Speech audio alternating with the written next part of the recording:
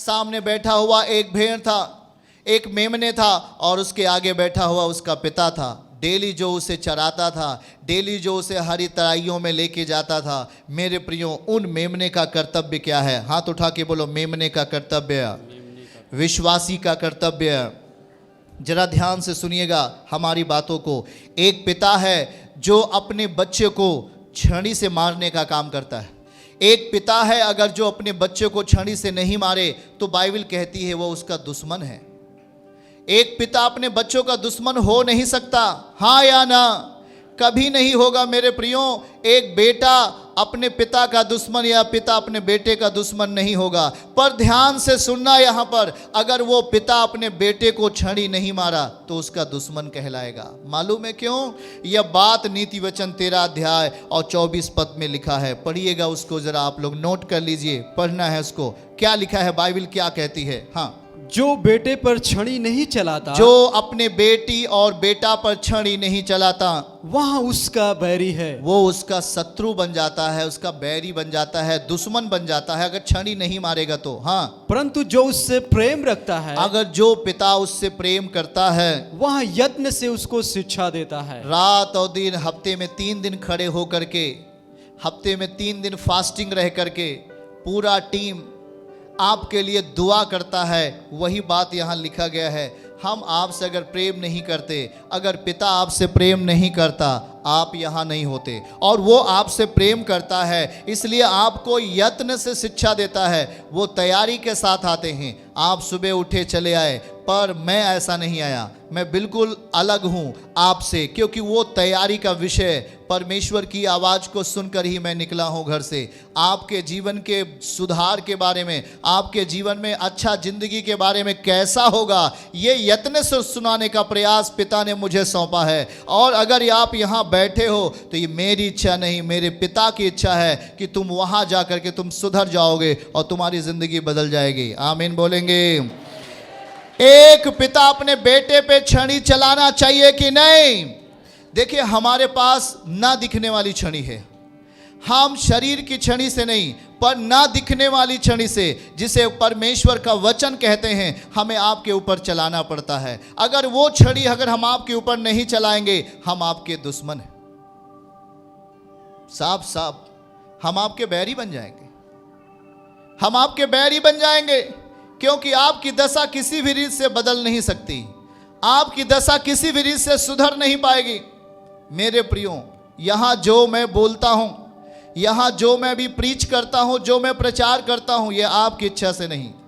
जिस दिन मैं आपकी इच्छा से बोलना यहाँ खड़े होकर शुरू कर दिया, उसी दिन सीधा आपके पास नरक का रास्ता होगा, आपके पास विपत्ति और समस्याओं का रास्ता होगा। मेरे प्रियो, वो जो वर्ड प्रभु मुझे देंगे, जो पिता हमें देंगे, वो चीज़ें आपको बदल सकती हैं। आपके शब्द, आपकी इच्छा आपको नहीं बदल पाएंगी, पर पिता की इच्छा जो यहाँ कलीसिया के अगुवे के ऊपर प्रकट होती है, वो आपको बदल सकती हैं, वो आपको सीधी राह दिखा सकती हैं, यीशु मसीह के नाम से।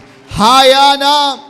आज वही वचन की जो छड़ी है, वो आपके ऊपर चलाने के लिए प्रभु हमें 3 दिन हफ्ते में देता है, कि ना आपका जीवन में वो गड्ढे ना आ जाएं, आपके जीवन में वो नरक ना आ जाए, आपके जीवन में शैतान के वो गड्ढे ना आ जाएं, शैतान की तलवार ना चल जाए आपके ऊपर, जो दुष्ट की आत्माएं हैं वो आपको घेर ना लें। हाँ, वो पिता चाहता है कि मेरा बेटा बेटी उस दुख से छुड़ाए जाएं। पिता चाहता है कि मेरा बेटा बेटी मेरे बाद मेरा वारिस हो जाए। पिता चाहता है अपने बच्चों को एक नई जिंदगी देना। वो नहीं चाहता कि मेरे भेड़ें भटक जाएं, वो नहीं चाहता कि मेरे संतान खत्म हो जाएं, और वो जिस इच्छा से आए हैं उनकी इच्छा पूरी ना हो। पर मेरे प्रियो, आज कहता है जो बेटे पे छड़ी नहीं चलाएगा वो उसका दुश्मन बन जाएगा। अगर छड़ी आप उस छड़ी को स्वीकार करोगे अपने जीवन में, आपका जीवन बेस्ट हो जाएगा, बेटर, एकदम बढ़िया हो जाएगा। कौन लोग छड़ी को अपने जीवन में स्वीकार करना चाहते हैं? आपका स्पिरिचुअली फादर, आपका आत्मिक पिता आपको छड़ी मारे, कितने लोग उससे रिसीव करेंगे छड़ी को?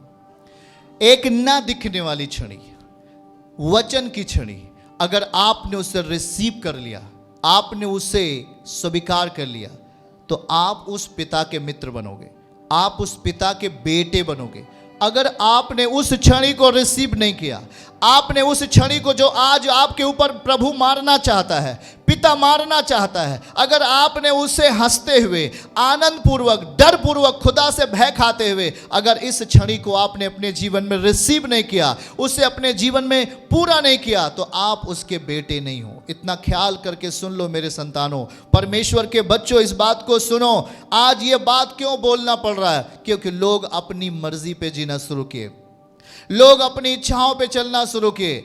आप जिस घर में आते हो, इस घर के आप एक मेंबर हो। कौन हो? एक घर के सदस्य हो। जिस तरीके से आपके फैमिली में 4 सदस्य हैं, तो वहां एक पिता जरूर होगा, हाँ या ना? अगर वहां 10 लोग हैं तो वहां एक पिता जरूर होगा। अगर उस घर में 15 से 20 लोग हैं तो वहां एक कौन होगा? एक पिता होगा, जो पूरे घर की मॉनिटरिंग करता है, जो पूरे घर की देखरेख करता है, जो पूरे घर को सही दिशा बताता है, हाँ या ना? अगर उस घर में कभी बेटा और बेटी कोई गलती करेगा तो कौन डांटने का काम करेगा? बोलिएगा जरा। अगर पिता नहीं डांटेगा तो वो बच्चे निकम्मे हो जाएगा। क्या हो जाएगा? निकम्मे हो जाएगा। वो अपने प्राणों से हाथ धो बैठेगा। 100 की सीधी एक बात, अगर पिता अपने बेटे को नहीं डांटा, अगर पिता अपने बेटी को नहीं डांटा, तो वो बेटा और बेटी निकम्मा हो जाएगा और एक दिन वो मृत्यु के हाथ में अति शीघ्र चला जाएगा। समय पूरा किए बिना मृत्यु के हाथ में चला जाता है। क्यों?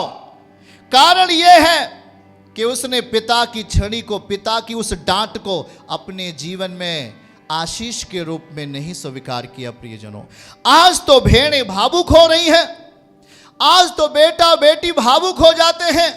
मेरे प्रियजनों, भावुकता तो संसार की दुनिया में दिखता है ना। जब आप एक टीवी स्क्रीन पर सास बहू का जब नाटक देखते रहते हो ना, नहीं देखना चाहिए। जब कोई देखता रहता है ना, और जब जी वो बहू सास को मारती रहती है या सास बहू को मारती रहती है, बड़ा भावुक हो जाते हैं। और तो आंसू गिर पड़ते हैं भाई आपके, वो आंसू गिर पड़ते हैं, शारीरिक आंसू गिर पड़ते। पर क्या अंदर उसकी आइडिया का बदलाव आया? क्या उसने आपके जीवन में कोई परिवर्तन ला सका? क्या वो संसार की चीजें आपको बदल पाई? क्या वो संसार की तमाम बातें, संसार का तमाम दिखावटी प्रेम, क्या वो उस बेटा बेटी को बदल सका? नहीं बदल पाया।